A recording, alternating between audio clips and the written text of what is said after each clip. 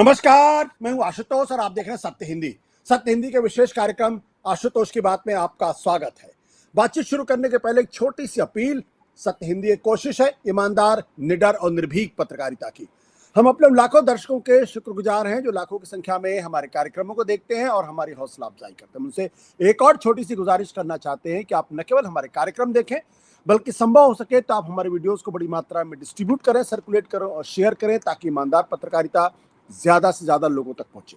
और अब आज की बातचीत हम शुरू करते हैं। दरअसल आज हम बातचीत करना चाहते हैं प्रोफेसर फैजान मुस्तफा साहब से, जो जाने माने संविधानविद हैं, साथ ही साथ Chanakya national law university Patna में वाइस चांसलर भी हैं। बहुत बेबाक राय रखते तमाम मसलों के ऊपर। हम उनसे आज बातचीत करेंगे वक्फ बिल को लेकर, जिस पर इस वक्त संसद में जबरदस्त तरीके से बहस चल रही है। लोकसभा में बिल पास हो चुका है, राज्यसभा के अंदर भी बिल पास हो जाएगा और उसके बाद राष्ट्रपति की मुहर के बाद यह कानून बन जाएगा। लेकिन कुछ गहरे सवाल विपक्ष ने खड़े किए हैं और मुस्लिम समाज का एक बहुत बड़ा तबका है जो इस बात को लेकर नाराज है और उसको लगता है कि उसके धार्मिक मामलों में दखलंदाजी की जा रही है। कई सवाल हैं। पहला सवाल तो इसी बात को लेकर यह है, क्या यह बिल वाकई में संविधान का उल्लंघन है? संविधान की जो मूल अवधारणा है और जिसमें माइनॉरिटी राइट्स को लेकर, रिलीजियस राइट्स को लेकर, कि उस मामले में हमें दखलंदाजी राज्य सरकार को या सरकारों को नहीं करना चाहिए, क्या ये उसका भी उल्लंघन है? साथ ही साथ जो बात भारतीय जनता पार्टी और सरकार की तरफ से कही जा रही है कि दरअसल ये बिल किसी के धार्मिक मामलों में दखलंदाजी का नहीं, बल्कि जो प्रॉपर्टी का मामला है उसके मैनेजमेंट का सवाल है, जो उसमें भ्रष्टाचार है उसका सवाल है। तो कई गहरे सवाल हैं, बात करेंगे। प्रोफेसर फैजान मुस्तफा साहब, आपका बहुत बहुत स्वागत है हमारे इस विशेष कार्यक्रम में। बहुत बुनियादी सा सवाल है, बहुत ही बुनियादी सा सवाल है, लगभग सबके जहन में है। क्या ये बिल भारत की संवैधानिकता और संविधान का उल्लंघन है या नहीं? आशुतोष, बहुत धन्यवाद। जाहिर है कि मैं क्योंकि संविधान पढ़ाता हूं तो यही सवाल आपको सबसे पहले मुझसे करना चाहिए। और राजनीति और जो धार्मिक संगठन उसका विरोध कर रहे हैं उनके बारे में तो मैं कुछ बहुत नहीं बोल पाऊंगा जी। ऐसा है कि आपने अपने इंट्रो में माइनॉरिटीज का शब्द इस्तेमाल किया, धार्मिक स्वतंत्रता की बात की। पहली चीज तो मैं साफ कर दूं कि ये माइनॉरिटीज राइट्स का मुद्दा बिल्कुल नहीं। जो संविधान ने माइनॉरिटीज को राइट दिए हैं, चाहे वो धार्मिक अल्पसंख्यक हों या भाषाई अल्पसंख्यक हों, वो उन्हें अधिकार है अपने शिक्षण संस्थान स्थापित करने का और उनके प्रशासन को चलाने का। तो ये प्रश्न जो है ये अल्पसंख्यकों के अधिकार का अनुच्छेद 30 का नहीं है, ये अनुच्छेद 26 का प्रश्न है, जिसमें हर रिलीजियस डिनोमिनेशन और उसके सेक्ट्स और सब सेक्ट्स को धार्मिक मामलात में अपनी प्रॉपर्टीज को ओन करने, उनको मैनेज करने का अधिकार है। अब सरकार की तरफ से शायद होम मिनिस्टर बोल रहे थे, उस हद तक ये बात सही है कि देखिए, जो हिंदू टेम्पल्स थे उनके करप्शन को लेकर ब्रिटिश गवर्नमेंट को तमिलनाडु के ब्राह्मण्स ने लिखा कि यहाँ पर जो चढ़ावा आता है उस चढ़ावे में बड़ा भ्रष्टाचार है, इसलिए सरकार रेगुलेट करे। और उस तरह पहली बार ब्रिटिश रेगुलेशन शुरू हुआ। अब ये जो वहां टेम्पल लॉज हैं, बोर्ड्स जो बने हुए हैं कई राज्यों में, उनको हिंदू संगठनों ने सुप्रीम कोर्ट में चुनौती दी और उन्होंने ये कहा यह हमारी धर्म की स्वतंत्रता में हस्तक्षेप है।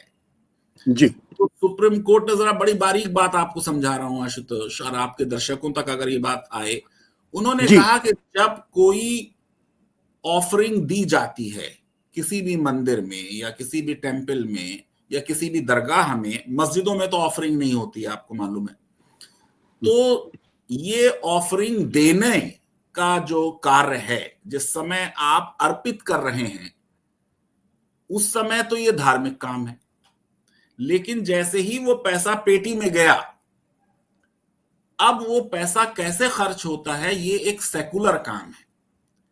और अगर उस पैसे के खर्च होने में या उसके इंतजाम में कोई भ्रष्टाचार है तो सरकार को यह अधिकार है कि वो कोई लॉ पास करें और उस लॉ से उसका मैनेजमेंट करें।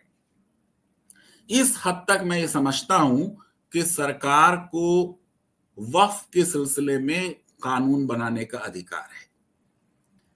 अब जो इसमें इश्यूज हैं वो कई हैं संवैधानिक।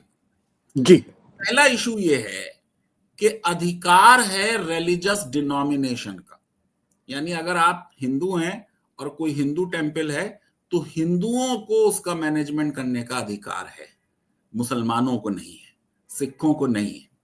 इसी वजह से आप सोचिए कि जो हमारे तमिलनाडु में, कर्नाटका में, बिहार में जो हिंदू टेंपल बोर्ड्स हैं उनमें हिंदू की जो परिभाषा संविधान के अनुच्छेद 25 में दी हुई है, जिसमें जैन, सिख और बुद्धिस्ट शामिल हैं, उनको भी टेंपल बोर्ड में शामिल नहीं किया जा सकता, क्योंकि अधिकार ही उस धर्म के मानने वालों का है। मैंने अपने कई आर्टिकल्स में और अपने इंटरव्यूज में ये बात कही कि मैं संविधान के विद्यार्थी की हैसियत से किसी भी संस्था में विभिन्नताओं का पक्षधर हूं। इसलिए मेरे हिसाब से मुसलमानों को हिंदुओं का शामिल करना वक्फ बोर्ड में, या गैर मुस्लिमों का शामिल करना, या औरतों को शामिल करना, या ओबीसी को शामिल करना डाइवर्सिटी का इशू है, और उस हद तक मैं समझता हूं कि उसका स्वागत होना चाहिए। लेकिन ये डाइवर्सिटी के इशू से संविधान के जो मौलिक अधिकार का 26 का मामला है वो हल नहीं होता। तो कल जब इसको चुनौती दी जाएगी तो सुप्रीम कोर्ट यही एग्जामिन करेगी कि क्या एक धर्म की रिलीजियस प्रॉपर्टी के मैनेजमेंट में औरों को इन्वॉल्व किया जा सकता है।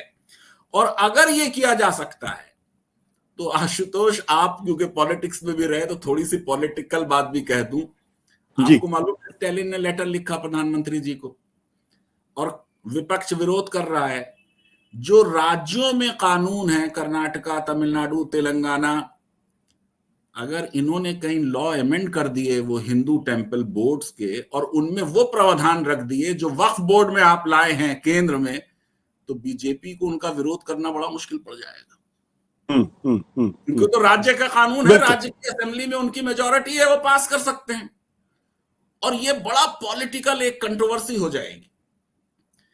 अब दूसरा मुद्दा जो है वो बिल्कुल धर्म की स्वतंत्रता से रिलेटेड नहीं है, लेकिन संविधान से रिलेटेड है। संविधान में समानता का अधिकार है, आर्टिकल 14। फिर आर्टिकल 15 ने कहा कि राज धर्म की बुनियाद पर किसी के साथ कोई डिस्क्रिमिनेशन नहीं कर सकता। कोई भी लॉ आप ऐसा नहीं बना सकते जो धर्म की बुनियाद पर हो। इसीलिए जो मुस्लिम रिजर्वेशन, जबकि वो कई राज्यों में मुस्लिम रिजर्वेशन नहीं था, वो ओबीसी रिजर्वेशन था, तब भी अदालतों ने उसको निरस्त किया। तो जब देश में रिलीजियस प्रॉपर्टी पर कानून बन रहा है तो हिंदू रिलीजियस प्रॉपर्टी के लिए एक कानून होगा और मुस्लिम रिलीजियस प्रॉपर्टी के लिए दूसरा कानून होगा। तो ये देखा जाएगा कि ये डिफरेंस जो हमने किया है क्या ये संवैधानिक है। डिफरेंस करना संविधान अलाउ करता है। संविधान ये कहता है कि आप क्लास लेजिस्लेशन नहीं करेंगे, क्लासिफिकेशन करेंगे, वर्गीकरण कर सकते हैं, लेकिन धर्म की बुनियाद पर, भाषा की बुनियाद पर, सेक्स की बुनियाद पर, प्लेस ऑफ बर्थ की बुनियाद पर वर्गीकरण अनुच्छेद 15 उसकी इजाजत नहीं देता। दूसरी चीज ये कि वर्गीकरण का उसूल संविधान ने ये बनाया कि वो क्लासिफिकेशन रीजनेबल हो, वो क्लासिफिकेशन नॉन आर्बिट्रेरी हो, और वो क्लासिफिकेशन का कोई रैशनल ऑब्जेक्ट हो। अगर हमारा ऑब्जेक्ट ये है कि वक्फ बोर्ड का प्रशासन बेहतर हो जाए, और मैं जाहिर है कि ये मानता हूं कि सरकार ने अगर ये बात कही है अपने statement of object and reasons में, तो उनका मकसद यही रहा होगा। मैं हमेशा ये मानता हूं कि हमें पॉजिटिव व्यू लेना चाहिए, ना कि हम ये कहें कि सरकार के मकसद पे हम शक करें। ये अच्छी चीज नहीं है लॉ के लिए। राजनेता करें, मुझे उनसे कोई मतलब नहीं। अब आप ये बताइए कि वक्फ का एडमिनिस्ट्रेटर कौन है? वक्फ का एडमिनिस्ट्रेटर है वक्फ बोर्ड, रेगुलेटर वक्फ का वक्फ बोर्ड है। वक्फ बोर्ड के सारे सदस्य नामित करती है ज्यादातर सरकार। वक्फ का चीफ एग्जीक्यूटिव ऑफिसर जो है वो सिविल सर्वेंट होता है, नामित करती है सरकार। वक्फ के ट्रिब्यूनल के तीनों सदस्य नामित करती है सरकार। अगर वक्फ बोर्ड को आप वीक कर दें, कमजोर कर दें, उसकी शक्तियां कम कर दें, वक्फ ट्रिब्यूनल की शक्तियां कम कर दें, तो जो आपने बिल में लिखा है उस बिल को लाने का उद्देश्य, बिल के प्रावधान उस उद्देश्य से उल्टी तरफ जा रहे हैं। और तीसरी चीज ये जो और बहुत सीरियस चीज है कि संविधान छोड़ दें, धर्म की स्वतंत्रता छोड़ दें, अल्पसंख्यक छोड़ दें, सब बातें खत्म कर दें। हमारे देश में और दुनिया के हर देश में ओनरशिप का एक लॉ है। ये प्रॉपर्टी का मामला है। प्रॉपर्टी लॉ में कंसेप्ट ऑफ ओनरशिप, ये किताबें आपके पीछे रखी हैं, बहुत अच्छी लग रही हैं। आपका दिल चाहे आप इन्हें पढ़ें, दिल चाहे मुझे गिफ्ट कर दें, और दिल चाहे इन सब में आग लगा दें, किसी को बोलने का हक नहीं है, क्योंकि ये आपकी प्रॉपर्टी है। अब अगर ओनरशिप का लॉ ये है कि ओनर अपनी प्रॉपर्टी को गिफ्ट कर दे, आग लगा दे, बहा दे, किसी को दे, किसी दुल्हन को मुंह दिखाई दे, उससे धर्मशाला बनवा दे, सड़क बना दे, जो चाहे करे। आपको मालूम है कि विप्रो के जो वो हैं असीम प्रेम जी, वो कितनी फिलैंथ्रोपी करते हैं, या बिल गेट कितनी फिलैंथ्रोपी करते हैं। किसी कानून से आप उनके उस अधिकार को छीन नहीं सकते, क्योंकि वो ओनरशिप का जुरिस्प्रूडेंशियल कंसेप्ट है। वो एक थ्योरी है लॉ की कि प्रॉपर्टी का जो ओनर है उसका अधिकार एब्सोल्यूट है अपनी प्रॉपर्टी के इस्तेमाल के बारे में, उसे गिफ्ट करने के बारे में, उसे डिस्ट्रॉय करने के, उसे यूज करने के बारे में। इस पूरे बिल की आशुतोष सबसे बड़ी चीज जो मैं समझता हूं कमी, वो मुसलमानों से रिलेटेड है ही नहीं, वो नॉन मुस्लिम से रिलेटेड है। नॉन मुस्लिम से आप ये कह रहे हैं कि वो अपनी प्रॉपर्टी को वक्फ नहीं कर सकता। क्यों भाई? उसकी प्रॉपर्टी है, वो मालिक है। अगर आप अपनी कोई जमीन किसी मस्जिद को देना चाहें तो मैं उसमें कौन होता हूं आपको रोकने वाला? ये जो बात कही जा रही है कि साहब ये 1954 में नहीं थी, 1995 में नहीं थी, लेकिन इतने केसेस मैं बता सकता हूं 1930 के, 1925 के, जिनमें हमारी हाई कोर्ट्स ने होल्ड किया कि हिंदू भी वक्फ कर सकता है। और वक्फ सिर्फ धार्मिक कामों के लिए नहीं होता है, सड़क के लिए वक्फ हो सकता है, ऑर्फनेज चलाने के लिए वक्फ हो सकता है, धर्मशाला बनाने के लिए, स्कूल बनाने के लिए, अस्पताल बनाने के लिए वक्फ हो सकता है। इब्ने बतूता जो भारत में भी आए थे 14वीं सदी में, वो जब दमास्कस पहुंचे तो उन्होंने देखा कि एक वक्फ ऐसा किसी ने किया कि ये नई नई चीनी की प्लेटें आई थी उस जमाने में, और वो प्लेटें अक्सर ढाबों पे जो बच्चे और गुलाम लोग काम करते थे उन्हें धोते में टूट जाती थी, तो उनके मालिक लोग उन्हें मारा करते थे। तो उसने वक्फ कर दिया कि भाई इससे पैसा दे दो, उससे जो प्लेटें टूटी है मारो मत किसी को। इब्ने बतूता ने इसकी बड़ी तारीफ लिखी है। गरीब बच्चियों की शादी के लिए पैसे के लिए वक्फ अक्सर कर दिया जाता है। तो एक नॉन मुस्लिम का उसकी प्रॉपर्टी के बारे में जो स्वामित्व का अधिकार है, उसको कैसे आप कम कर सकते हैं कि तुम ये करोगे, ये नहीं कर सकते। फिर इसी तरह वो मुसलमान भी हो जाए। अब आप कह रहे हैं कि 5 साल तक वो वक्फ नहीं कर सकता, फिर कल आप कहेंगे कि अगर उसके दाढ़ी नहीं है तो वक्फ नहीं कर सकता, नमाज नहीं पढ़ता तो उसके रोजे नहीं रखता। ये मतलब क्या चीज है? आप सोचिए कि कन्वर्जन हमारे देश में आज भी उसके ऊपर कोई प्रतिबंध नहीं है अगर वो स्वेच्छा से हुआ है। जो बीजेपी के राज्य हैं उनमें जहां एंटी कन्वर्जन लॉ, जिनको लव जिहाद लॉ कहते हैं, बने हैं, उनमें फोर्सफुल कन्वर्जन, इंड्यूसमेंट से, जबरदस्ती, धोखा देकर अगर किया गया है उसकी सजाएं हैं। लेकिन अगर कोई स्वेच्छा से हिंदू हो जाए, स्वेच्छा से मुसलमान हो जाए, घर वापसी का जमाना चल रहा है, तो आप ये सोचिए क्या ये लॉ हम बना सकते हैं तमिलनाडु में और कर्नाटका में और केरला में कि कोई अगर हिंदू हो गया है तो वो अब 5 साल तक अपनी प्रॉपर्टी टेम्पल को नहीं दे सकता। तो ये कोई भी लॉ जिसका बेसिस रैशनल ना हो वो आर्बिट्रेरी है, और जो लॉ आर्बिट्रेरी है उसको सुप्रीम कोर्ट ने कहा वो समानता के अधिकार के विरुद्ध है। और इसलिए ये प्रश्न उठेगा कि क्या बिल में ऐसे प्रावधान हैं जो आर्बिट्रेरी हैं, और अगर कोर्ट ने किसी प्रावधान को आर्बिट्रेरी पाया तो वो फिर उस प्रावधान को असंवैधानिक घोषित कर सकते हैं। आपने बहुत बेहतर तरीके से हमारे ख्याल से दर्शकों को समझाया, और बहुत इसीलिए आपने बहुत लंबी चौड़ी बातचीत भी की और कई एंगल समझाने की कोशिश की।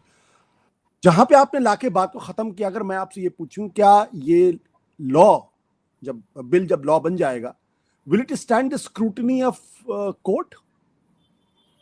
अब ये इसका जवाब देना बड़ा मुश्किल है आशुतोष, इसलिए क्योंकि कौन सी बेंच होगी, उन जजेस की ये किस तरफ लीनिंग होगी, आइडियोलॉजिकल और कॉन्स्टिट्यूशनल। कुछ लिबरल जजेस होते हैं, कुछ स्ट्रिक्ट जजेस होते हैं, कुछ बिल्कुल लेटर ऑफ द लॉ पे पॉजिटिविस्ट जजेस होते हैं। पहली चीज तो ये समझिए कि ये चैलेंज जरूर होगा, लेकिन ये फैसला अगले 5-6 साल नहीं आएगा, क्योंकि ये केस संविधान पीठ के पास जाएगा 5 जजेस की। उनके पास ऑलरेडी काफी केसेस पेंडिंग है, तो इसका जल्दी फैसला नहीं आने वाला। इस लॉ पर कोई भी कोर्ट रोक नहीं लगाएगी। आमतौर से जब आप संवैधानिकता किसी कानून की चैलेंज करते हैं तो बहुत रेयर होता है जब कोर्ट उस लॉ पर रोक लगाती है। दूसरी चीज ये कि जब आप किसी लॉ की संवैधानिकता चैलेंज करते हैं तो सुप्रीम कोर्ट या हाई कोर्ट ये मान के चलेगी, ये प्रिज्यूम करके चलेगी कि सांसद संविधान जानते हैं और अगर उन्होंने लॉ बनाया है तो वो संवैधानिक होगा। तो जो ये कह रहा है कि वो असंवैधानिक है, बर्डन ऑफ प्रूफ उसके ऊपर है, और बड़ा हैवी बर्डन है, आसान नहीं है। उसे साबित करना होगा कि कौन से मौलिक अधिकार का उल्लंघन हो रहा है। तो मुझे बहुत ताज्जुब होगा कि इस सिलसिले में कोई जल्दी रिलीफ किसी को मिलने वाली है किसी भी कोर्ट से।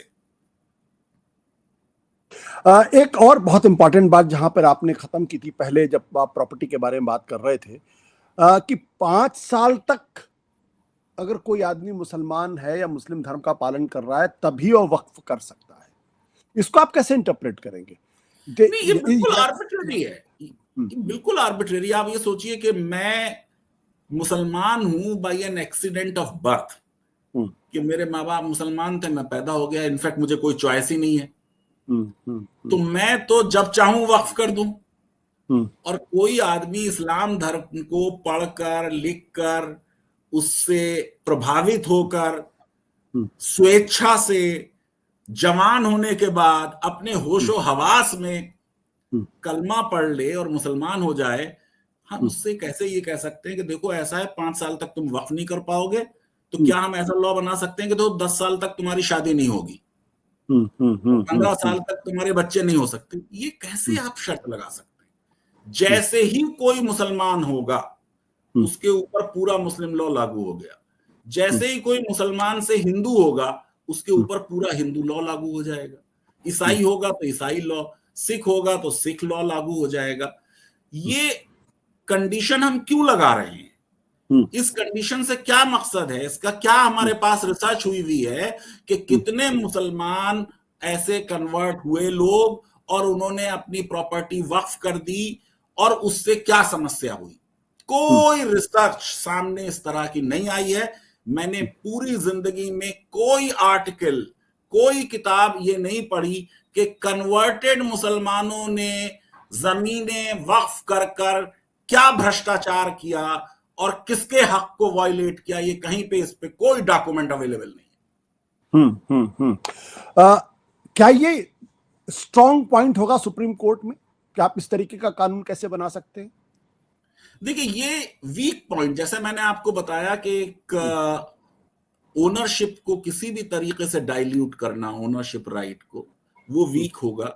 इसी तरह ये पॉइंट भी वीक होगा कि आप मुसलमान हो गए मगर अभी आप नमाज नहीं पढ़ सकते हैं, अभी आप शादी नहीं कर सकते हैं।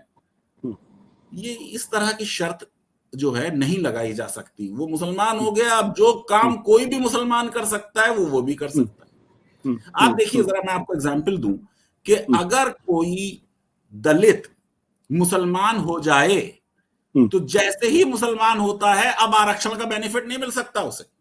जी। आप बेनिफिट दीजिए ना उसे कि अगर कोई दलित मुसलमान होगा तो 5 साल तक, 10 साल तक या उसकी पीढ़ी में उसको आरक्षण मिलेगा, वो दलित ही माना जाएगा। ये तो हम नहीं करने के लिए तैयार हैं। इसी तरह जो मैंने आपको बताया कि ओबीसी, एक तो ओबीसी का प्रावधान जो था वो सेंट्रल वक्फ काउंसिल से तो बिल ने निकाल दिया, ओरिजिनल बिल में तो था, अब जो बिल पास हुआ है उसमें नहीं है, सिर्फ वक्फ बोर्ड में है। अब ओबीसी रिलीजियस सेक्ट नहीं है, ये एक सोशो इकोनॉमिक कैटेगरी है। अनुच्छेद 26 में मैं आपको बता चुका हूं कि अधिकार है रिलीजियस डिनोमिनेशन और एनी सेक्ट देयर ऑफ। तो वो भी एक प्रॉब्लमेटिक इशू है। क्या ये जो कहा गया कि 5 मेरी राय है कि मुसलमान उसका विरोध ना करे, इन प्रावधानों का इंक्लूजन जो हो रहा है, डाइवर्सिटी जो आ रही है, उसका विरोध नहीं करना चाहिए। बट क्या ये माना जाए अगर किसी आदमी को 5 साल लगेगा ये साबित करने में कि मैं मुसलमान हूं और तब उसको मुसलमान माना जाएगा, तब वो वक्फ करने का अधिकारी होगा, इसका मतलब 5 साल तक वो धर्महीन होगा, उसका कोई धर्म ही नहीं होगा, इसका ये माना जा सकता है? फिर तो मैं आपको बता दूं देश का कानून क्या है जी। जैसे ही कोई धर्म परिवर्तन होता है उसकी मैरिज टूट जाती है, वो लॉस के ऊपर एप्लीकेबल ही नहीं रहता। तो रिलीजन जैसे ही आपने चेंज किया, एक न्यू लीगल रिजीम आपके ऊपर एप्लीकेबल हो गई। अब कोई अगर हिंदू हो जाए तो आप कहेंगे कि भाई ऐसा है कि तुम शादी नहीं कर सकते, या आपने कहा शादी करोगे तुम्हारी जो है सतपति नहीं होगी, वो 5 साल बाद ले लेना साथ फिर। कैसे हो सकता? जैसे ही वो हिंदू होगा, वो जो कोई हिंदू कर सकता है वो। ये distinction between a born Hindu and a converted Hindu और a born Muslim and a converted Muslim, ये क्लासिफिकेशन रैशनल नहीं है। क्या ये जो कानून का जो हिस्सा है, क्या ये सिर्फ कन्वर्जन जो कन्वर्टेड मुसलमान के ऊपर है या बाकी दूसरे मुसलमानों के ऊपर भी लागू होगा? क्योंकि ये सवाल बहुत सारे लोग पूछ रहे हैं। बेसिकली जो उसकी लैंग्वेज से ये लगता है कि ये कन्वर्टेड मुसलमानों पे, बाकी पे कैसे होगा कि आप 5 साल तक मुसलमान है तो नहीं हो, तो आप मुसलमान हैं तो है।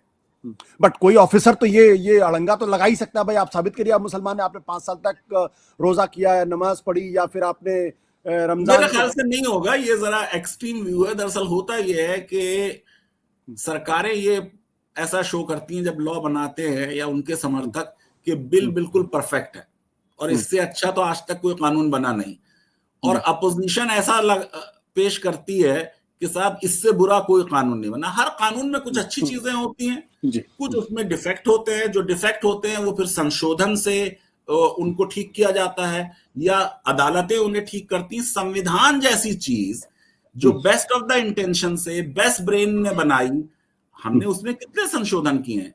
तो जो भी इंसान कानून बना रहे हैं उस कानून में कमी होती है। एज अ लीगल एकेडमिक मैं वक्फ लॉ को या किसी भी लॉ को ऐसे ही देखता हूं कि आपने बनाया क्यों है, इसकी क्या जरूरत थी, जो आपने जरूरत कही है, क्या जो प्रावधान आपने रखे हैं वो उस जरूरत को पूरा करते हैं, और क्या जो लॉ आप बना रहे हैं वो संविधान से कंसिस्टेंट है, कंपैटिबल है। बस यही 3 सवाल होने चाहिए किसी भी लॉ के बारे में।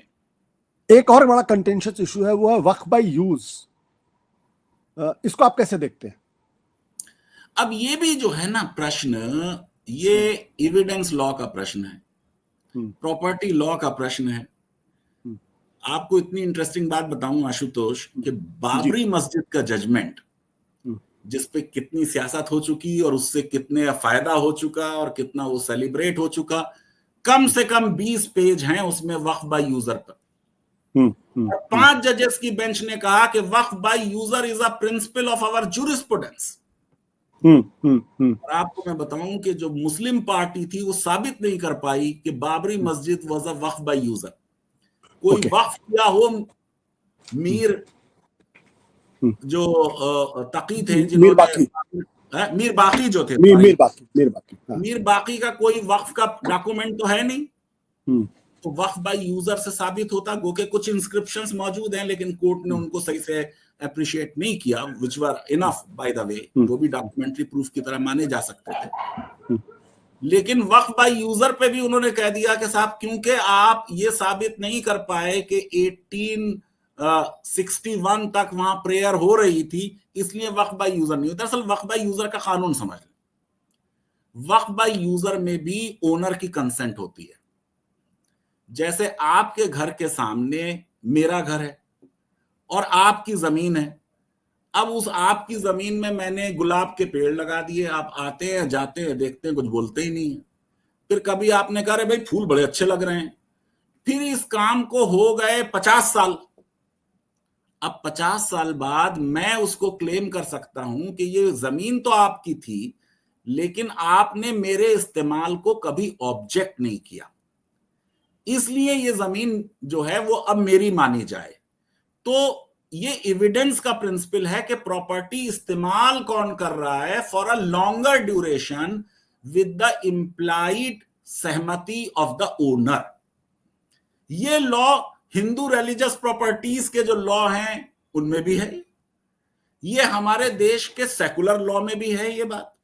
मैंने आपको बता दिया बाबरी मस्जिद के जजमेंट में भी। अब अगर बाबरी मस्जिद का जजमेंट भी हम फॉलो नहीं करेंगे तो कैसे काम चलेगा बताइए कि एक लॉ बना के हम बाबरी मस्जिद के जजमेंट को बेसिकली पलट रहे हैं इस पॉइंट पे, जैसे हम बाबरी मस्जिद के जजमेंट को प्लेसेस ऑफ वर्शिप एक्ट के पॉइंट पे नहीं मान रहे हैं। तो कितना डेविएशन हम बाबरी मस्जिद के जजमेंट से कर रहे हैं, ये भी बड़ा इंटरेस्टिंग लीगल क्वेश्चन है। तो आपका यूजर जो है वो 2-3 शर्तें हैं कि प्रॉपर्टी किसी और की हो, कोई दूसरा उसका बहुत लंबे समय तक इस्तेमाल कर रहा हो, और इस इस्तेमाल को जो मालिक है उसकी नॉलेज हो कि इसका इस्तेमाल हो रहा है और वो इस पर कोई ऑब्जेक्शन ना करे, तब वक्फ बाय यूजर साबित होता है। जो 800 साल 700 साल से कब्रिस्तान है या मस्जिद है, उसके डॉक्यूमेंट कहाँ है? देश में डॉक्यूमेंट तो आपको मालूम है बड़ी मुश्किल से, हमारा देश जो है वो वीक है डॉक्यूमेंटेशन में। आप देखिए कि एनआरसी आसाम में जब डॉक्यूमेंट मांगे गए तो 19 लाख लोग डॉक्यूमेंट्स नहीं दे पाए, उनके नाम नहीं आए एनआरसी में।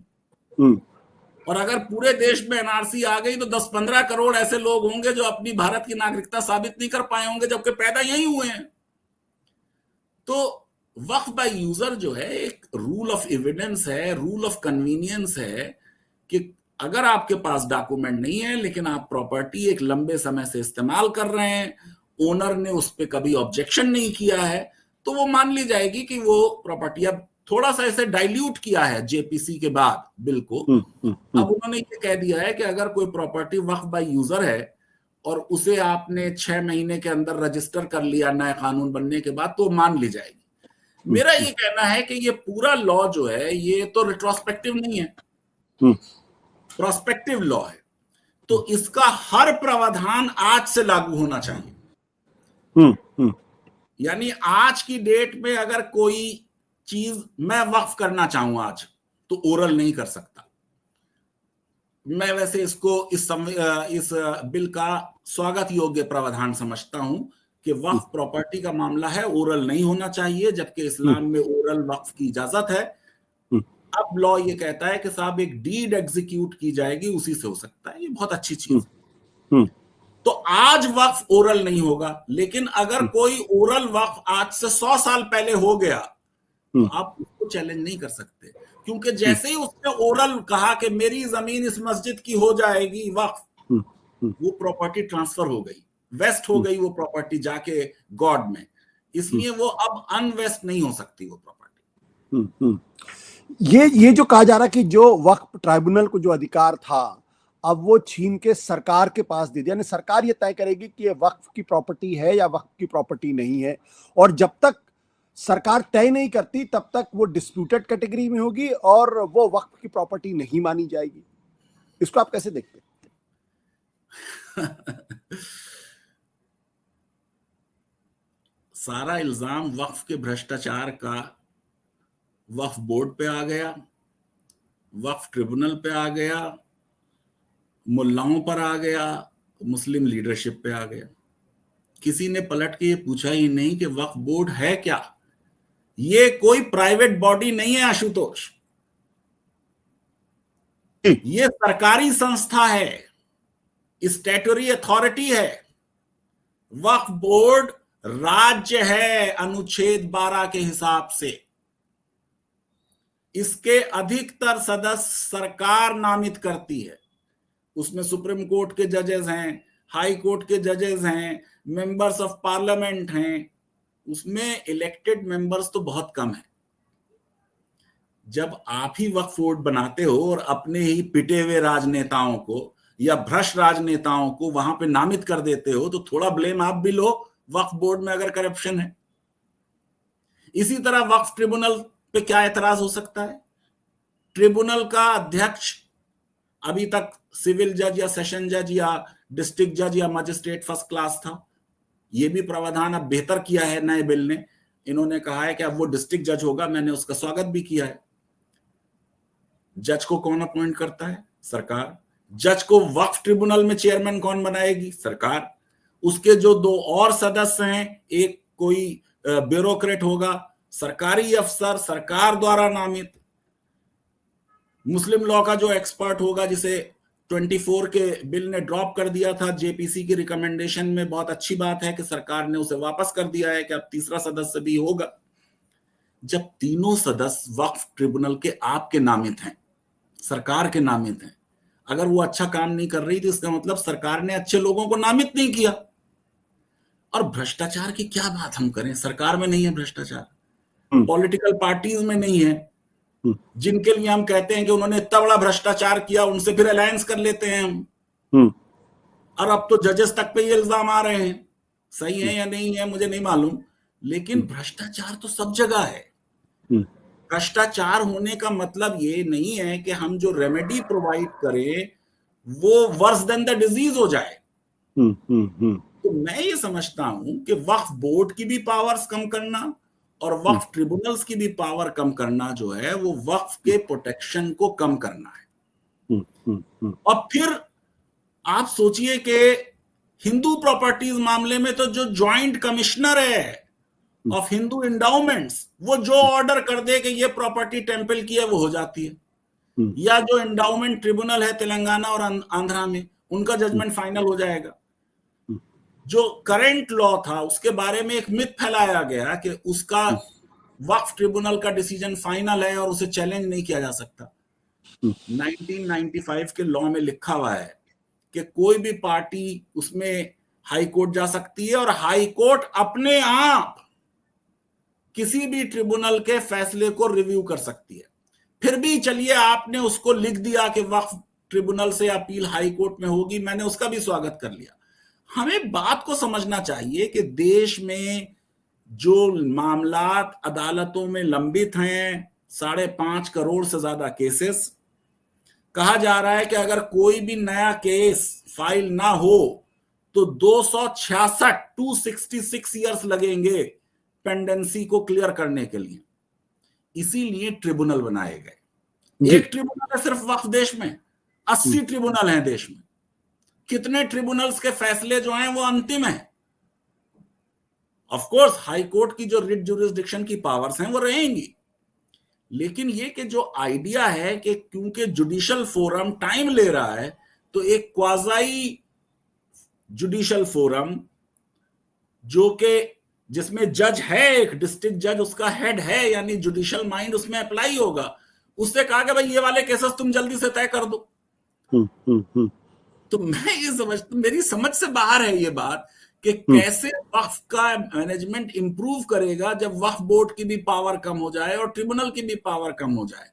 और सरकार ने भी बहुत जगह कब्जा कर रखा है उन मामलात में जिनमें सरकार है एक पार्टी और दूसरी पार्टी समझिए वक्फ बोर्ड है, वो कि वो भी सरकारी संस्था है एक तरह से, लेकिन फिर भी।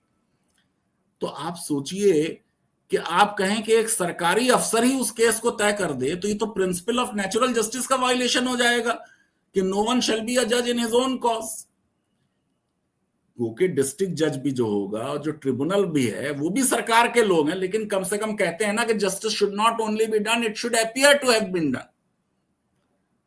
तो एक एग्जीक्यूटिव मजिस्ट्रेट के बजाय एक डिस्ट्रिक्ट जज ओनरशिप के फैसला करे, ये बेहतर चीज है, क्योंकि प्रॉपर्टी के मामले में डिटर्मिनेशन ऑफ टाइटल होना है, ये या तो कोई जुडिशियल बॉडी करे, सिविल कोर्ट करे या ट्रिब्यूनल करे। एडमिनिस्ट्रेटिव अथॉरिटी को ये नहीं तय करना चाहिए, खास तौर से जब वो सरकार की बहुत क्लोज और डायरेक्ट कंट्रोल में हो। एक और सवाल जो उठाया जा रहा है वो ये कहा जा रहा है सरकार की तरफ से दरअसल इतना ज्यादा भ्रष्टाचार है, उसको रोकने के लिए हमें कड़े कानून बनाने की जरूरत है। और फिर लालू प्रसाद यादव के 2013 में दिए गए बयान का जो भाषण का था उसका जिक्र किया जाता। क्या इस कानून को पहले की तुलना में ज्यादा कड़ा बनाया गया है ताकि भ्रष्टाचार रुक सके? देखिए, ऐसा है कि थोड़े बहुत उसमें प्रोविजंस इंप्रूव किए गए हैं कि जैसे मुतवल्ली जो है वो अगर 1 साल तक अकाउंट मेंटेन नहीं करेगा तो उसे रिमूव किया जा सकता है। अगर वो किसी ऐसी संस्था से जुड़ा हुआ है जो यूपा में बैंड है तो उसे रिमूव किया जा सकता है। लेकिन सजाएं तो कम कर दी आपने। पहले कैदे बामुशक्कत था, रिग्रेस इम्प्रिजनमेंट, उसे इम्प्रिजनमेंट कर दिया। पहले क्राइम जो था वो गैर जमानती था, अब उसे जमानती कर दिया। तो फिर वही कंट्राडिक्शन कि हम उद्देश्य कुछ बता रहे हैं और कानून में प्रावधान कुछ कर रहे हैं। देखिए, एक बात समझिए, मैं आपको कह चुका हूं बार बार कि वक्फ बोर्ड कोई प्राइवेट बॉडी नहीं है। एग्जिस्टिंग लॉ के तहत भी वक्फ बोर्ड का ऑडिट सीएजी करती है, और वक्फ का ऑडिट चार्टर्ड अकाउंटेंट करते हैं जिनके नाम वक्फ बोर्ड, जो खुद एक स्टैट्यूटरी अथॉरिटी है, वो अप्रूव करती है। तो ऑलरेडी वहां पे कुछ ना कुछ फाइनेंशियल अकाउंटेबिलिटी है। फिर भी करप्शन हो गया। जैसे सरकार में तो बहुत ज्यादा संस्थाएं हैं, लोकपाल भी है, नेशनल ह्यूमन राइट्स कमीशन भी है, सीएजी भी है। उसके बाद भी आप अक्सर देखते हैं कि सिविल सर्वेंट्स के यहां से कितने कितने करोड़ों रुपए मिलते हैं और कितना भ्रष्टाचार का मामला होता है। तो वक्फ में भी ऑलरेडी सिस्टम्स थे, उन सिस्टम्स को थोड़ा बहुत और सख्त कर दिया गया। लेकिन वक्फ की जमीनों पर कब्जा करें और कुछ वो करें, उन पनिशमेंट को अगर हमने रिड्यूस किया, हमने कॉग्निजेबल नॉन बेलेबल को जो है बेलेबल अगर किया, तो फिर उससे तो रिजल्ट जो आना चाहिए वो नहीं आ पाएगा। आपसे आखिरी सवाल फजान भाई, क्योंकि ये सवाल इसलिए क्योंकि बहुत सारे लोग ये कह रहे हैं भाई दान की गई जमीन है। जो हिंदू धर्म में जिसको दान कहते हैं, वो एक इंसान दूसरे इंसान को दान करता है। वक्फ तो अल्लाह के नाम पे किया जाता है। तो क्या इसकी तुलना करना उचित होगा कि भाई दान की जमीन है तो ठीक है, ये धर्म का मसला नहीं है? हाउ इट इज, वक्फ को दान से कैसे अलग कर सकते हैं, कैसे आप डिफाइन? नहीं, वक्फ भी देखिए ऐसा है, एक तो वक्फ जो है वो इस्लामिक लॉ का यूनिक कंसेप्ट है। हम समझें कि वो कैसे आया। जब नई नई इस्लामिक स्टेट बनी, छोटी थी, उसके पास रिसोर्सेज नहीं थे, तो उन्होंने जनता से कहा कि तुम चैरिटी करो। इस्लाम में चैरिटी जो है, इनफैक्ट मैं कहता हूं एसेंस है। नमाज पढ़ने से भी ज्यादा जो है इंपॉर्टेंट ये है कि आप फेलो ह्यूमन बीइंग के दर्द को समझें। इसीलिए अभी देखिए रमजान था तो मुसलमान ज़कात देते हैं 2.5%। ईद का दिन आ गया तो उनसे कहा गया कि सदका फित्र दो, जो तुम्हारे यहाँ पड़ोसी के घर खाने में के लिए चीजें नहीं है, पहले उसे पैसा दो, फिर आप ईदगाह जाओ। फिर उसके अलावा आपसे कहा जा रहा है कि वक्फ करो प्रॉपर्टीज। तो जो होल आइडिया है वो ये आइडिया है कि अगर आपने उस प्रॉपर्टी को गॉड में वेस्ट नहीं किया तो कोई उसे बेच देगा,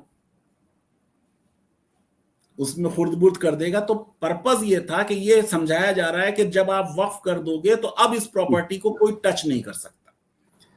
हिंदू लॉ में भी जो इंडाउमेंट किए जा रहे हैं टेम्पल्स के लिए, उनमें प्रॉपर्टी की ओनरशिप डीटी की हो जाती है।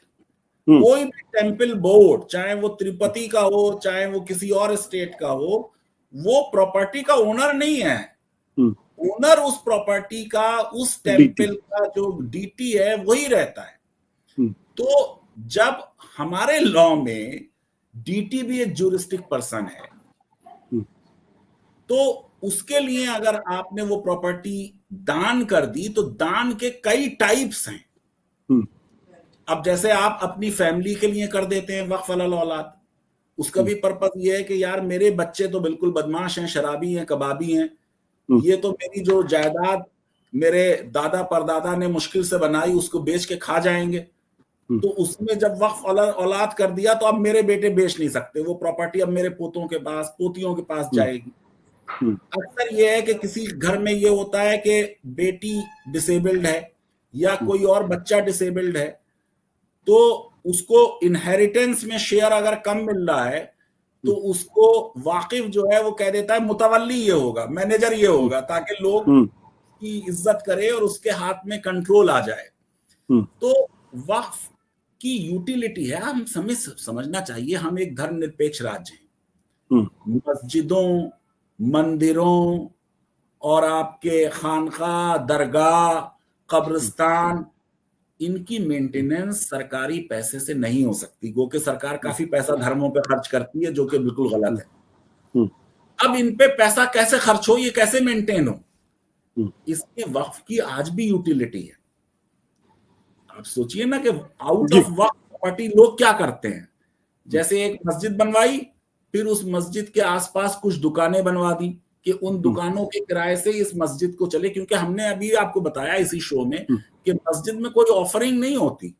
जो दुकान है, जो मुअज्जिन है, जो उसका बिजली का बिल है, पानी का बिल है, गीजर का बिल है, वो सब चंदा करके खर्चा होता है या वक्फ की इनकम से वो चलता है।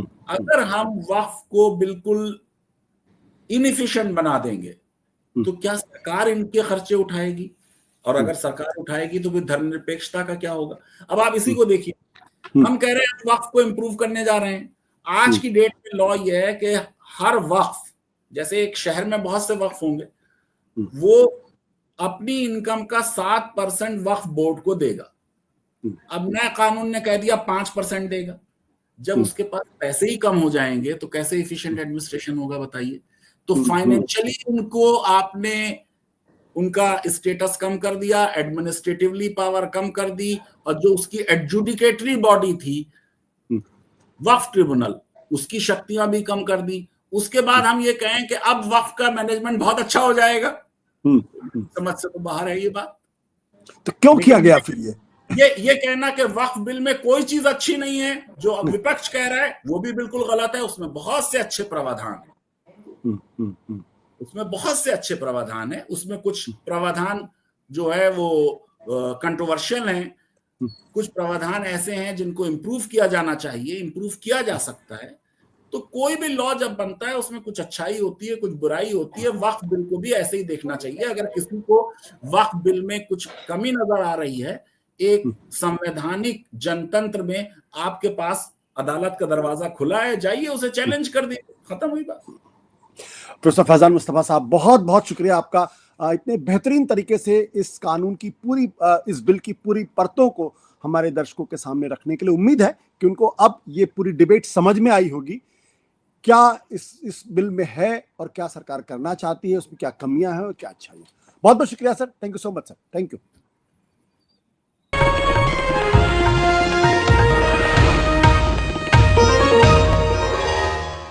Copyright disclaimer under Section 107 of the Copyright Act 1976. Allowance is made for fair use for purposes such as criticism, comment, news reporting, scholarship, and research.